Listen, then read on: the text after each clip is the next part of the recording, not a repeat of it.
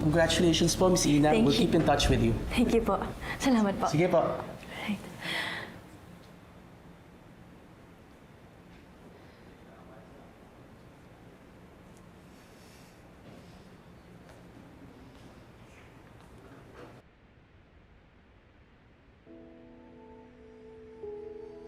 May bagong pag-asa na naman para sa atin to, Lola. And this time, I promised that we were going to shine even brighter. Ina, hindi pa tapos ang laban. Because you don't deserve to win. Tigilan mo na yung pagiging bitter mo. Tanggapin mo na natalo ka. Na-witness na ng lahat on national TV ang kadayaan mo. Joanna, hindi ka pa nahihiya? Hindi mo deserve ang legacy ni Lola.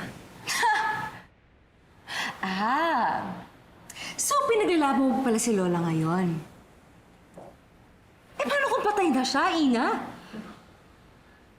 Or if you want, you can join her. Yan! Di ba gusto mo kay Lola? Sumama ka na sa kanya sa lupa na mag-reunion na kayo! Sumuot ka na lupa, Ina! Joanna! Mawala ka! Sige! Sumama na kay Lola, Ina! Joanna, tama na! Joanna! Tama na! Bitawan mo ko! This is all your fault, Ina! Joanna, stop it! Why? Yun, kailangan maturo ng leksyon yung babaeng yan. Dahil dapat hindi niya ako pinapahiya at wala siyang karapatan na basusin ako.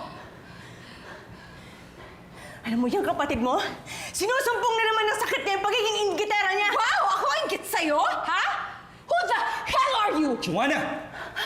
Tumigil ka na, Joanna! Ako? Eh bakit mo ako sinugod? Bakit mo ako sinaktan?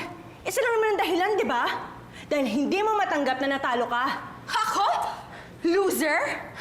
Ina, come on. Ang hindi ko lang namang matanggap ay dinaya mo ako para manalo ka. Para kang spoiled brat na nagtatantrums dahil natalo ka sa laro. Not everything will go your way, Joanna. At para sabihin ko sa'yo, ikaw ang expert sa pandaraya dito. Naalala mo yung ginawa mo sa vlog ni Miss Verushka? Sinabutahin mo. I came here to play fair. Para malinis ko ang pangalan ng restaurant ko na dinungisan mo. And I did. Pinatunayan ko hindi lang sa'yo, kundi sa buong mundo na maayos, malinis at niluto na may pagmamahal ang mga pagkain namin. And it only proves na sa lahat ng mga laban, may puso ang mananaig.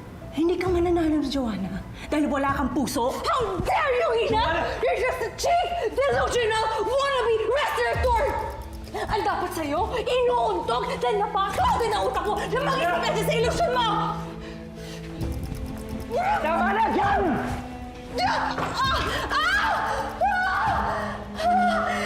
Ang kamay ko! Sadaling saksak!